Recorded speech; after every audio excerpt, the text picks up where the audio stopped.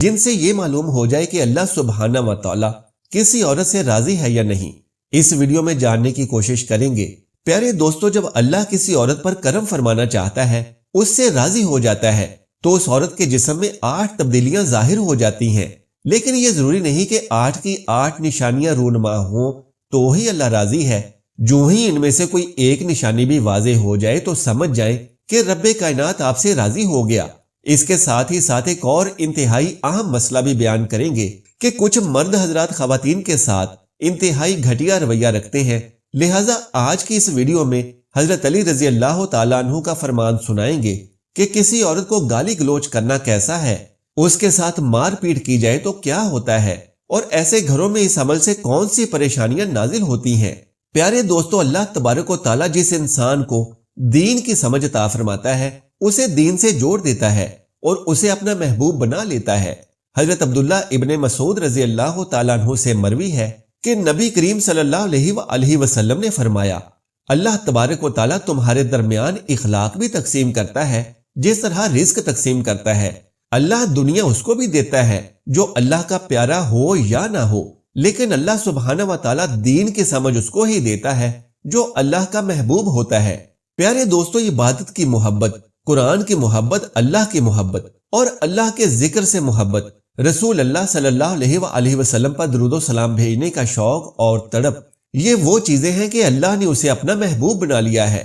دوسری نشانی یہ ہے کہ رسول اللہ صلی اللہ علیہ وسلم نے فرمایا، اللہ جسے اپنا بناتا ہے تو اس پر پھر تھوڑی سی آزمائش بھی ڈالتا ہے۔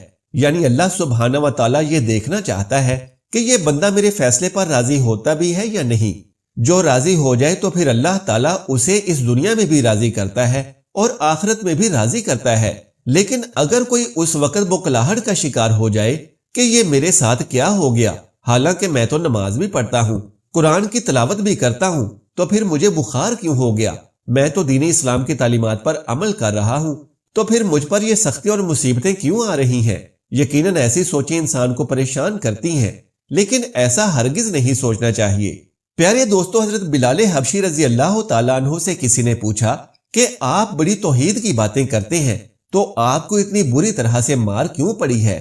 تو انہوں نے جواب دیا کہ تم بھی تو بازار سے برتن خریدنے سے پہلے اسے اچھی طرح سے ٹھوک بجا کر دیکھتے ہو کہ مٹی ٹھیک طرح سے لگی ہے یا نہیں۔ بس میرے رب نے بھی مجھے آزمایا تھا، پھر یہی غلام تھا کہ جس کے بارے اللہ کے رسول نے ارشاد فرمایا کہ اللہ نے جنت میں بلال حبشی کو نہایت ہی اعلیٰ و عرفہ مقام عطا فرما دیا ہے۔ نبی کریم صلی اللہ علیہ وسلم نے فرمایا کہ شب معراج پر جنت میں مجھے اپنے سے آگے آگے قدموں کی آہٹ سنائی دی، تو میں نے جبرائیل علیہ السلام سے پوچھا، یہ کون ہے؟ تو جبرائیل علیہ السلام نے جواب دیا کہ بلال حبشی ہیں۔ نبی کریم صلی اللہ علیہ وسلم جب واپس آ گئے تو بلال رضی اللہ تعالیٰ عنہ سے پوچھا کہ تم ایسا کون سا عمل کرتے ہو کہ جس کے سبب تم جنت میں اس مقام پر ہو؟ تو حضرت بلال نے عرض کیا، یا رسول اللہ، آپ ہی نے تو فرمایا تھا کہ ہر وقت باوضو رہنا چاہیے، تو جب بھی میرا وضو ٹوٹتا ہے تو میں فوراً نیا وضو کر لیتا ہوں، اور جب وضو کرتا ہوں تو ساتھ ہی 2 رکعت نوافل بھی ادا کر لیتا ہوں۔ چلتے زمین پر ہیں اور قدموں کی آہٹ جنت میں سنائی دیتی ہے۔ پس آزمائش کا آنا بھی اللہ تبارک و تعالیٰ کی محبت کی نشانیوں میں سے ایک اہم نشانی ہے، کیونکہ اللہ کے محبوب بندوں پر ہی آزمائشیں آتی ہیں۔ پیارے دوستو، تیسری اور ایک بہت ہی پیاری نشانی یہ ہے کہ اللہ سبحانہ و تعالیٰ جب بھی کسی انسان سے محبت کرتے ہیں تو اس کے اندر ایک انتہائی خوبصورت تبدیلی رونما ہو جاتی ہے۔ حدیث میں آتا ہے کہ اللہ تبارک و تعالیٰ جب کسی انسان سے محبت کرتا ہے تو حضرت جبرائیل علیہ السلام کو حکم فرماتا ہے کہ آسمان میں اعلان کر دو کہ میں اپنے فلاں بندے سے محبت کرتا ہوں۔ حضرت جبرائیل علیہ السلام آسمان کے اربوں خربوں فرشتوں میں اعلان فرما دیتے ہیں کہ اللہ اپنے فلاں بندے سے محبت کرتا ہے۔ لہٰذا حضرت جبرائیل علیہ السلام، آسمان کے تمام فرشتے اور تمام نورانی مخلوقات اس سے محبت کرنے لگتے ہیں۔ پھر ایک فرشتہ دنیا میں آتا ہے اور زمین والوں میں اعلان کرتا ہے کہ فلاں شخص اللہ کا محبوب ہے۔ حضرت جبرائیل علیہ السلام اور آسمانوں کی تمام نوری مخلوقات اس سے محبت کرتی ہیں، لہٰذا تم بھی اس سے محبت کرو۔ اس طرح سے دنیا والوں کے دلوں میں بھی اللہ سبحانہ و تعالیٰ اپنے اس محبوب بندے کی محبت ڈال دیتا ہے۔ لہٰذا ہمیں دنیا میں ایسے کام ضرور کرنے چاہیے کہ جن کے کرنے سے اللہ سبحانہ و تعالیٰ ہم سے راضی ہو جائے۔ پیارے دوستو، حضرت عبداللہ ابن عباس رضی اللہ تعالیٰ عنہ فرماتے ہیں کہ جب نیکیاں قبول ہو جاتی ہیں تو انسان کے جسم میں یہ 5 نشانیاں ظاہر ہو جاتی ہیں۔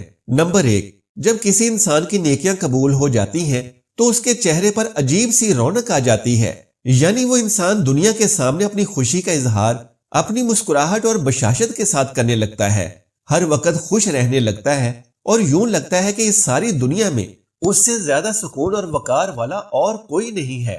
نمبر 2، اس کا دل روشن ہو جاتا ہے کیونکہ اسے اللہ سبحانہ و تعالیٰ کے وعدوں پر یقین آ جاتا ہے، لہٰذا اس کے پاس کچھ ہو یا نہ ہو لیکن اس کے دل میں اتنی خوشی ہوتی ہے کہ اس کو کوئی پرواہ ہی نہیں ہوتی۔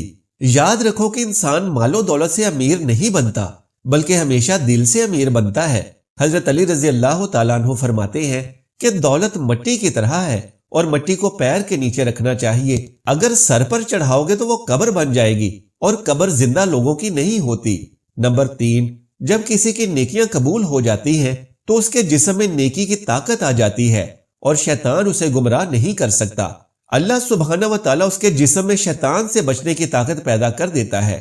نمبر 4، اس کے مال و دولت میں فراوانی پیدا ہو جاتی ہے، یعنی اللہ سبحانہ و تعالیٰ اس کے رزق میں برکت پیدا کرتا ہے، وہ لوگوں پر چاہے جتنا بھی خرچ کرے، ضرورت مندوں کو کتنا بھی بانٹے، اس کی دولت میں کمی نہیں آتی۔ حضرت علی رضی اللہ تعالیٰ عنہ فرماتے ہیں کہ نصیب کا رزق انسان کو ایسے تلاش کرتا ہے جیسے مرنے والے کو اس کی موت تلاش کرتی ہے۔ نمبر 5، لوگوں کے دلوں میں اللہ اس کی محبت پیدا کر دیتا ہے، یعنی جب اللہ تبارک و تعالیٰ اپنے بندے سے خوش ہوتا ہے تو لوگوں کے دلوں میں اس کی محبت پیدا کر دیتا ہے۔ پیارے دوستو، آئیے اب جانتے ہیں کہ ایک عورت کی سب سے بڑی ذمہ داری کیا ہے۔ حضرت علی رضی اللہ تعالیٰ عنہ کی خدمت میں ایک شخص حاضر ہوا اور دستے ادب جوڑ کر عرض کرنے لگا، یا علی، میری بیوی میرے گھر کا کام صحیح طریقے سے نہیں کرتی، نہ تو میرے کپڑوں کی صحیح دیکھ بھال کرتی ہے اور نہ ہی گھر کی صفائی ستھرائی میں کوئی کردار ادا کرتی ہے، تو کیا اسے میرا ڈانٹنا ڈپٹنا صحیح ہے؟ جیسے ہی اس نے یہ کہا تو حضرت علی رضی اللہ تعالیٰ عنہ نے فرمایا کہ اے شخص، تمہیں کس نے یہ کہا کہ تمہاری بیوی پر تمہارے گھر کا کام کاج کرنا واجب ہے؟ یاد رکھنا، اسلام نے عورت کی عزت کو جتنا بلند کیا ہے اتنا کسی مذہب نے نہیں کیا۔ میں نے اللہ کے رسول سے سنا ہے کہ عورت کی سب سے بڑی ذمہ داری ہے کہ اپنی اولاد کی اچھی پرورش کرے اور ان کا خیال رکھے، لیکن اگر اپنی اولاد کی پرورش کرنے کی اجرت شوہر سے مانگنا چاہے تو مانگ سکتی ہے۔ اور تم گھر کے کاموں کی بات کرتے ہو، اگر وہ خوشی سے اپنے گھر کا کام کاج کرتی ہے تو یہ اس کی عظمت ہے، تم اس کا شکریہ ادا کرو اور اس کا احترام کیا کرو۔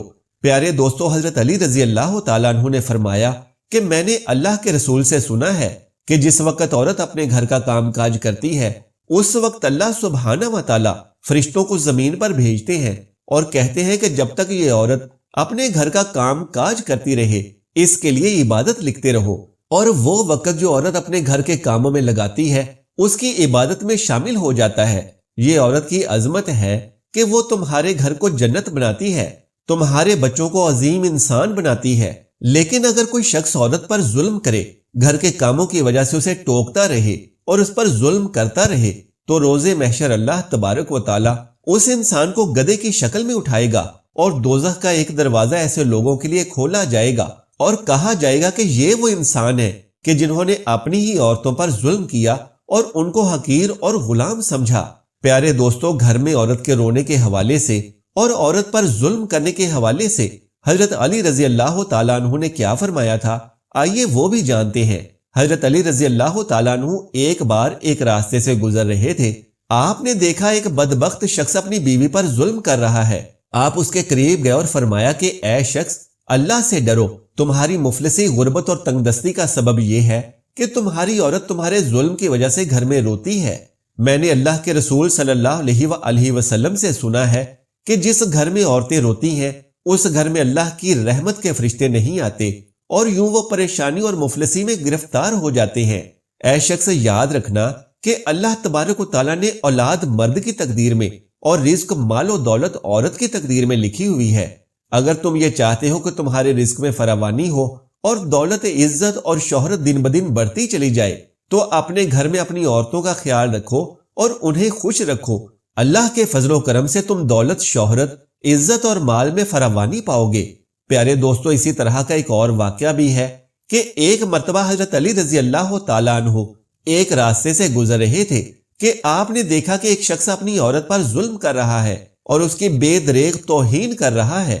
حضرت علی رضی اللہ تعالیٰ عنہ اس کے قریب گئے اور فرمانے لگے کہ اے شخص، یاد رکھنا، اللہ نے مرد کو عورت سے زیادہ طاقتور اس لیے بنایا ہے کہ وہ عورت کی حفاظت کر سکے، نہ کہ عورت پر ظلم کرے۔ میں نے رسول پاک صلی اللہ علیہ وآلہ وسلم سے سنا ہے کہ جو شخص اپنی عورت پر ظلم کرتا ہے تو اللہ سبحانہ و تعالیٰ اس پر لعنت بھیجتا ہے۔ اس شخص نے کہا کہ یا علی، یہ میرے نکاح میں ہے، میں اس کو جو بھی بات کہتا ہوں یہ نہیں مانتی۔ تب حضرت علی رضی اللہ تعالیٰ عنہ نے فرمایا کہ نکاح کا مطلب یہ ہرگز نہیں کہ تم نے اپنے لیے ایک غلام خریدا ہے، بلکہ نکاح کا مطلب یہ ہے کہ تم نے اپنی نسل بڑھانے کے لیے اس عورت سے مدد طلب کی ہے اور تم نے اپنی اولاد کی اچھی تربیت کے لیے اس عورت کو چنا ہے۔ اے شخص، یاد رکھنا، جس سے مدد لی جائے اسے غلام نہیں سمجھتے، اور جو تمہاری اولاد کو پروان چڑھائے اسے حقیر نہیں سمجھتے، بلکہ تمہیں تو اس کا شکر گزار ہونا چاہیے۔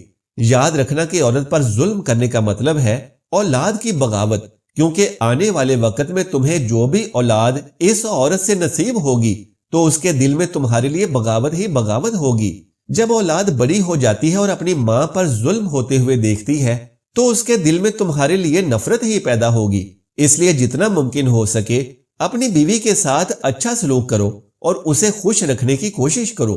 اللہ تبارک و تعالیٰ سے دعا ہے کہ ہم سب کو نیکی کی بات سننے، سمجھنے اور اس پر عمل کرنے کی طاقت و توفیق مرحمت فرمائے۔